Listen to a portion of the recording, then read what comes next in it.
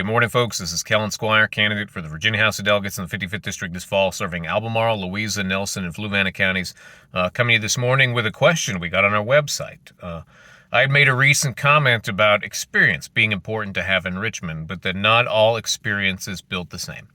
And so we got a question to ask what I meant by that. And so I thought I'd share a story about that this morning. About 10 years ago, the opioid crisis was at its worst for us in emergency services, and not that it's great now, but you got to understand 10 years ago it was a completely different time. We had pharmaceutical companies that were still actively trying to get people addicted to narcotics. We had a stigma around seeking assistance for narcotic addiction that, again, it's not great today, but back then it was stifling. And Narcan was really only available in the emergency department. Most ambulances didn't even have it available. And at the time, we had like individual pharmacies here in Virginia that were writing more prescription narcotics than entire European countries. And so the General Assembly decided that it needed to step in. And you know, that's an appropriate thing for the General Assembly to do. And they said, we need to solve this problem. The problem was they had a lot of very experienced legislators in that building. I mean, decades, if not hundreds of years of aggregate experience. But they didn't have any emergency services providers. They didn't have any ER doctors, any ER nurses. They didn't have any firefighters or EMTs. They didn't have any social workers. They didn't have anybody that was out on the front lines in the community fighting these battles day in and day out. Nobody to say, hey, let's pump the brakes. Whatever we do, we got to make sure it doesn't make things worse for the people on the front lines.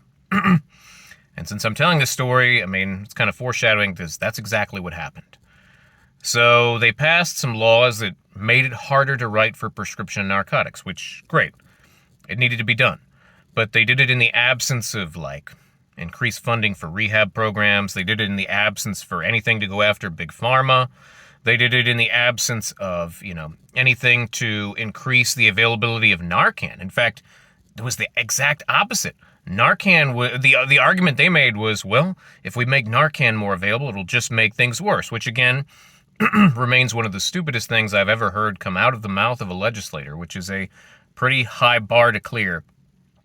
It took us years of fighting tooth and nail to get Narcan to be more readily available. And so what basically happened overnight, literally overnight, we had people that went from having access to, FDA approved and inspected Percocet and Vicodin, but, when the law went into effect, they were still addicted to narcotics, and so they went and looked for whatever they could find on the streets, and it was hell. There's no other word for it. It was literally hell, and there was a lot of bad stories I remember about that time, but one in particular, which I've mentioned here and there in the past, is a school-age patient whose friends found them down too late. And EMS brought them in, and we worked as hard as we could for maybe an hour and a half. But, it was too late. And after everything was done, I was the primary nurse for that patient.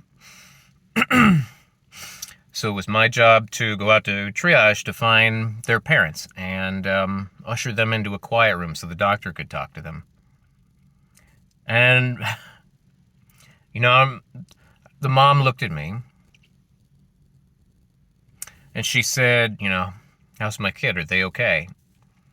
And I didn't say anything, but they saw my face drop, right? They saw the look on my face. And the mom began to yell and scream hysterically because she knew she'd already seen her kid for the very last time. And the reason that story sticks with me even today is because when I got home from work that day, sitting on my kitchen table was a letter from my delegate, patting himself on the back for what a good job he'd done fighting the opioid crisis. Now, to be fair to him, I'm sure he wasn't the only one that sent out letters like that. I'm sure that those went out from Republicans and Democrats across the Commonwealth. The problem for me has always been that I think that he meant it.